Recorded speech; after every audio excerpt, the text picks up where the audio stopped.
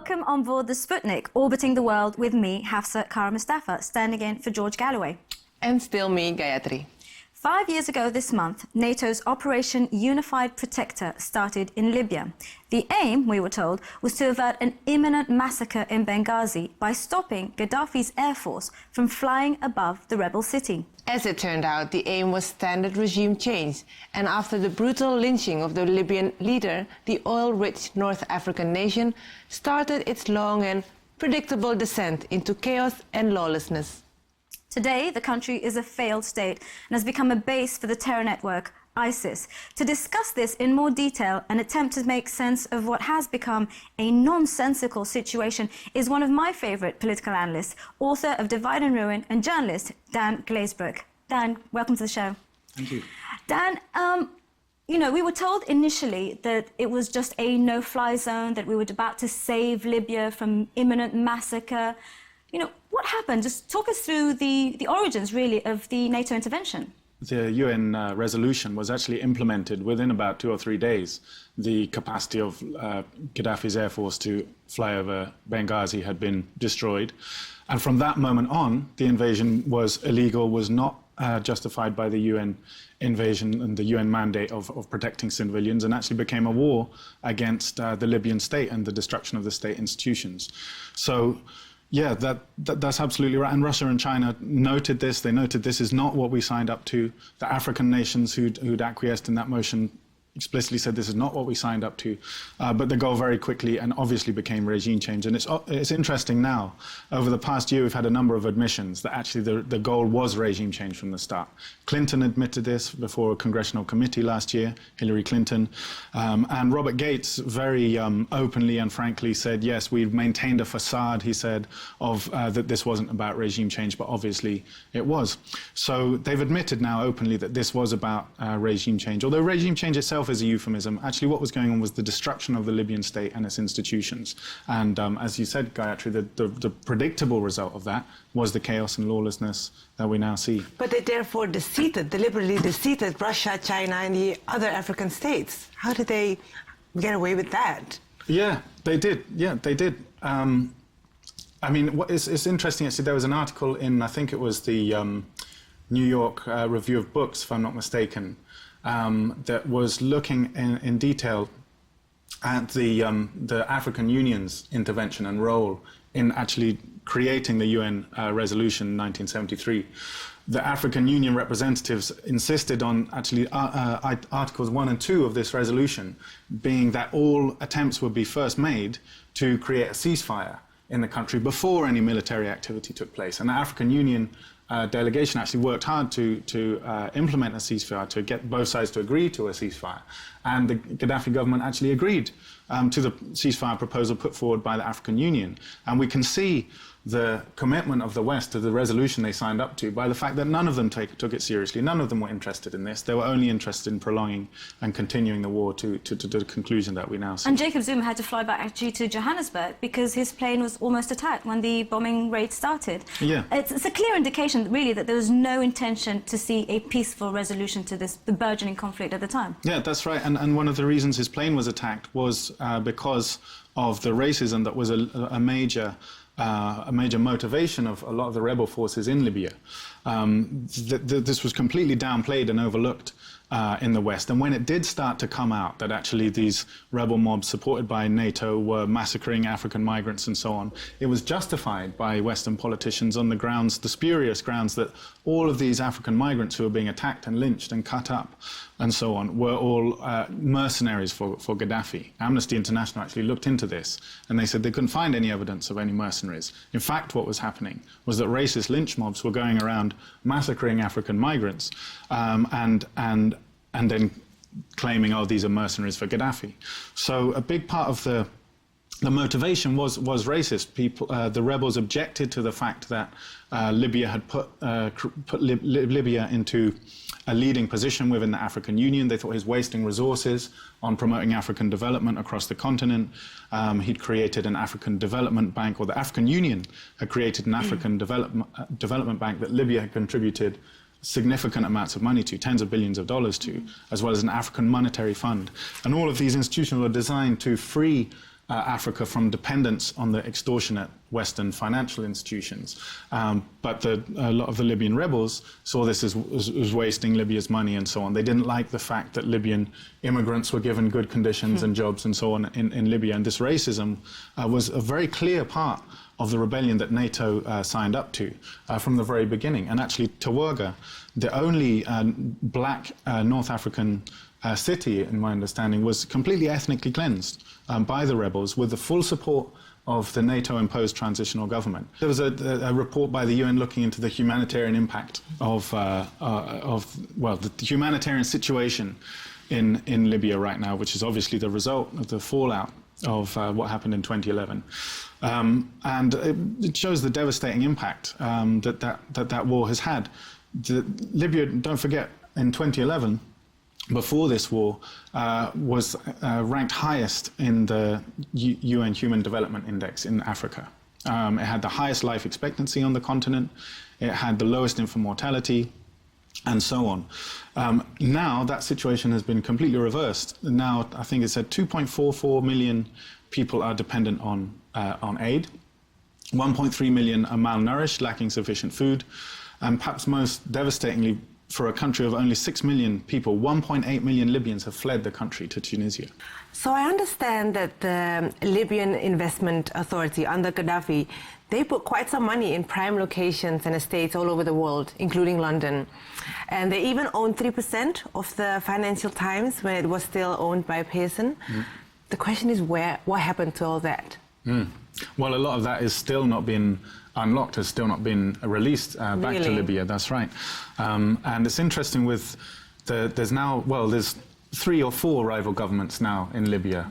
So there's the one based in Tripoli, which is the remnants of the parliament that was elected in 2012 that then lost the election in 2014. Then there's the government set up by the parliament that was elected in 2014, which is based in Tobruk. These two have been at war. There's ISIS as well.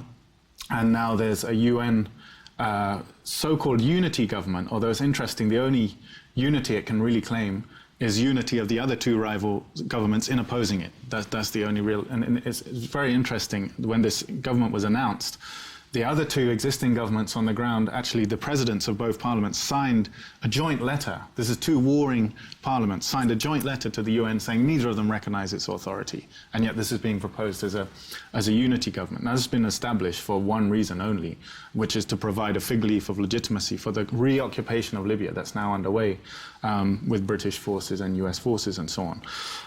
But what's interesting is that the Tobruk parliament has been fighting against ISIS, has actually retaken Benghazi in recent months, and has done so despite the fact that it's been fighting, if you like, with its hands tied behind its back. None of these funds have been released to it, and none of there's still an arms embargo in place. They're not allowed to import any weapons, or the other so-called Islamist parliament is getting weapons supplied by Qatar and so on, Western allies. So despite this, it's managed to retake Benghazi from ISIS and some of the other associated groups. The other point is, remember the West set up this group, the Friends of Libya. They said, we're the Friends of Libya, right? And what they meant is, we're going to destroy the Libyan state. And these Friends of Libya, the World Health Organization put out a plea this year for $50 million dollars of aid, of which it said it's received less than $2 million. So these are the Friends of Libya. These are the friends that Syria can expect if the Friends of Syria and their gangs ever come to power. And the health minister in Libya actually said that the budget for this year, for 2016, is 0, because none of these frozen funds are being released. So this is the state, and this is the devastation that's being wrought on Libya still today by NATO, who's refusing to allow Libyan money to be spent on Libyan people. So as long as this chaos continues, the funds will continue to be held where they are now. No one actually is claiming them. Just touching on the previous point you made about 1,000 British troops actually currently supposedly stationed in Libya. What do you make of that? Is it a good thing? Is it a bad thing? Can it make the situation any worse? Yeah, well, I'm not sure if there are 1,000 currently there. We know there are at least some special forces there at the moment, and there are plans for 6,000 European troops to occupy Libya, of which the British contingent is expected to be 1,000. That hasn't happened yet. That's waiting for the OK from this so-called sham national unity government. Now, the British government keeps flip-flopping over this excuse for reoccupying Libya. Don't forget, Britain and US have been clamoring to reoccupy Libya ever since their air bases were thrown out. And their air bases were the biggest in Africa. In 1970, they were thrown out by Gaddafi, and then they've never been back since. They keep flip-flopping over the reasons for this, the pretext. Dan, I have to cut you there. I think a show on immigration actually deserves an entire programme. Thanks again for being a guest. You've been a great one. Coming up next, an uprising that inspired a generation of uprisings against colonial rule. Stay tuned.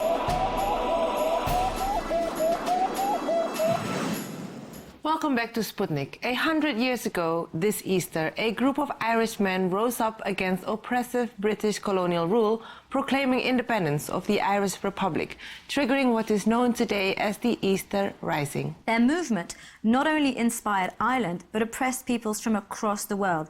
Arabi Benhidi, one of the architects of Algeria's War of Independence against France, famously described the uprising as the spark that triggered his ambition to rid his country of its colonial masters. Although the Easter Rising was rapidly stamped down by British forces, independence was only finally achieved 6 years later. To discuss this in more detail is the man behind the hugely successful Twitter handle Crimes of Britain, Geroid McNamara. Geroid, welcome on board. Thanks for having me. Geroid, just give us a bit of context to the Easter Uprising. You know, what led these 6 Irishmen to actually proclaim the Irish Republic and turn against British rulers? Well, British rule in Ireland was always so fierce and dominant, and if anything, Ireland was used as a laboratory for Britain's colonial escapades around the world. Practiced everything there. The colonial police were formed in Ireland, then sent around the world. The oppression in Ireland at that time, it was, you know, only the second poorest place in Europe after Russia under the Tsar. So the poverty was immense. People had nothing. People were oppressed. They were being sent off to fight in Belgium, you know, in the so-called defence of smaller nations. And obviously for Britain, Ireland wasn't small enough a nation to be defended, if you will. So even Connolly, when he was on his deathbed and court-martialed, mentioned that the British government has no right in Ireland, never will have any right. And he also talked about this situation with sending Irishmen to Belgium to be butchered. Why can't they fight at home for their own nation? So from the proclamation of 1916, the Irish Republic, the British forces have always waged war on this entity. It didn't disappear in 1916, it exists today, and they continue to wage war on it. You know, it was a 32-county Irish Republic that was claimed, not 26, not a 3-state. And the British forces that came in 1916, 16,000 of them crushed it, you know, bombarded the place, artillery. Pierce surrendered to save civilian lives. It was a military surrender, not a political one. One thing that I find fascinating is that although, I mean, Britain pretty much recognises the atrocities committed in Africa, in India, there's very little talk in the national discourse about what happened in Ireland. You know, why is Irish oppression so absent from the national narrative? First of all, it's so close to home, if you will, for Britain. It's almost like a thorn in their side, the way they carry on with it. I mean, in the Easter Rising, you had atrocities, the North King Street massacre, shooting down innocent civilians. And even in recent history, you know, in people's lifetimes here, they've massacred Irish people on the streets. So I think, first of all, there's a racist element when it comes to Irish people in England. You know, they were the last people to be added to the Race Relations Act. The saying, you know, luck of the Irish is actually meant in irony, that how unlucky they are. It's nothing to do with any kind of good luck or good fortune. And John Lennon sung that song, "Luck of the Irish," in the proper context. But I think in Britain they see Ireland almost still, and try and claim it, you know, with the British Isles, which is, they use a geographical colonial context, to still lay claim to it. And, you know, with the events at the weekend, which they call celebrations, but, you know, it should be a commemoration. Even in Britain, you know, there's, like, they called it an uprising, as you said, not a rising, and negative connotations surrounding it, you know, calling it a rebellion and what have you. But that's the British side of it. But what about the Irish itself? You being a young Irishman, how do the Irish people today look back at that? Well, this year it's been spoken about more than any other time in history, arguably, you know. So I think for the youth, they're certainly taking an interest. And there's a lot of revisionism going on. That has to be said. There's a lot of revisionism. The Irish Republic is 32 counties. It's not the 26 counties. That Free State entity is not the Irish Republic, and they obviously don't educate people about this. It's very simple, but they dare not mention that what these people died for in 1916 was not what the situation we have today. And, you know, in 1916, the British didn't leave. In 1922, they didn't leave. In 49, no. And certainly not in 98, you still have a continued occupation in Ireland. A few months ago, on your seat sat Senator David Norris. Okay. And he described that the proclamation, the revolution, was actually just a replacement of flags. What do you think of that? Well, you know, Connolly did say, you know, just hoisting the green flag, they're going to still rule us for our landlords and our capitalists and all this. I think I don't agree with his position, but certainly the Ireland that we have today, there's very little difference from it. It is a British-created state. It's not an Irish state. It was created by a British king. You know, it's not what the men died for in 1916. Certainly not. Well, coming back to the youth, actually, I'm quite interested in seeing, because obviously Irish society has changed considerably in the past 20 years. I mean, it recently voted in favour of gay marriage, and this was previously a sort of very conservative Catholic society. So you can see that there's been a massive shift in culture and thinking.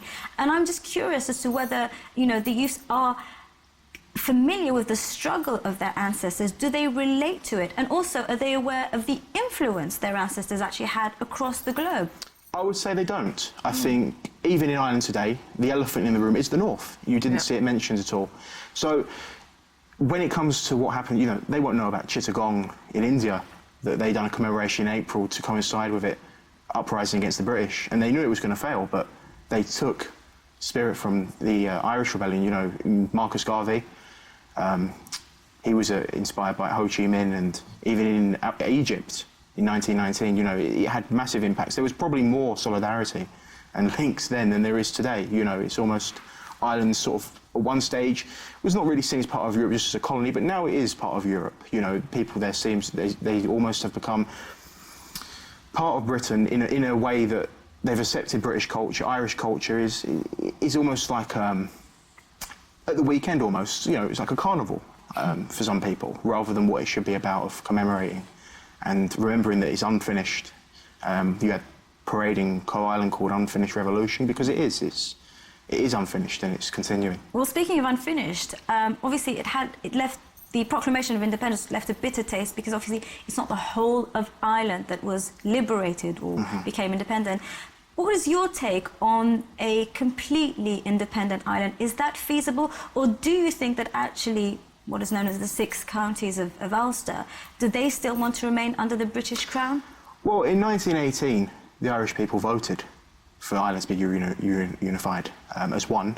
And the colonial state in the north, which was founded by supremacists, sectarian, gerrymandered state. So the mandate for Irish freedom is there from 1916, 1918. That resides still today in the Army of the Irish Republic. They've got the authority. It was given to them by the Third Dáil. It stands with them. They don't need, in today's society, people to go, we need you here. Pearse and Connolly didn't expect everybody to get involved. They wanted them to pledge their allegiance to the Irish Republic, obviously, but they didn't expect people to get behind it. So there's always a minority that will oppose British rule. The majority in Ireland, you know, they might lend support now and again, but generally, they stick with the status quo. And as long as you've got, you know, the unionist veto in the north, I mean, it's a very tricky situation. You can't vote, in my opinion, on a country's independence. It's beneath its dignity, and what if it got, you know, if it goes the wrong way, you're reinforcing colonial occupation. My experience is that the people in the north are more aware and more active in their wish to be unified, rather than people in the north. They're complacent to the white elephant, isn't it? Yeah, well, they're living under the occupation, you know, it's around them. And there's a lot of splits and everything in Ireland, obviously, which is, throughout Irish history, people have split. It's part and parcel of it. It's history repeating itself almost. But again, as long as you've got almost, you know, people working as British Crown reformers, and you're not going to get anywhere because they've been duped. You've gone back to not even constitutional nationalism, arguably, even beyond that. So republicanism at the moment is in an interesting phase, and arguably at its worst point. But you're a young guy, and you've obviously mastered social media. What would you do to engage the sort of Irish youth who, at the very least, should be made aware of their noble history? Certainly. I think, first of all, you know, many people, when you mention the word IRA, it's seen as immediately terrorist. And The men that carried out 1916 were the IRA, unified together as in brotherly unity. You know, the citizen army who were the socialists came together with the Irish volunteers. I think to get the youth engaged, it's first of all we have to get back to basics, and people need to understand that the 32 counties is the Irish Republic, and the states we're living in now are two illegitimate states that have been created purely to wage war on that republic, and they've waged war on it ever since 1916 and continue to do so. It's the British way, almost. Well, you've got 30,000 followers, so yeah.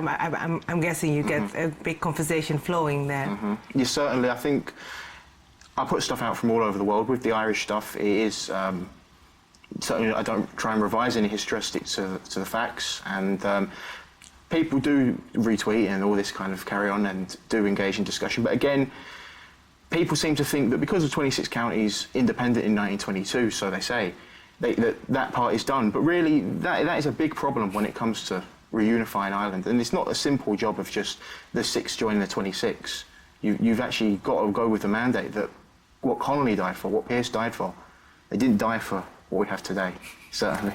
Fascinating discussion, Geroy. Thank you very much for being on the show. You've been a great guest. Thanks. So it's that time of the show when we find out what you guys have had to say about the topics discussed today. Gayatri, what's being said on the Twitter sphere? Well, on Easter Rising, centenary of it, Colette says, "Thank God for the brave men and women who led the way to eventual partial freedom."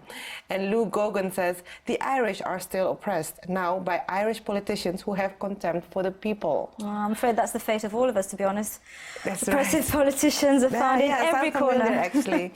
About NATO's air forces 5 years ago, Libya today being basically a basket case. Watching Pakistan says, "Libya was the most prosperous nation in Africa. Thanks to Western intervention, it's now Afghanistan 2.0.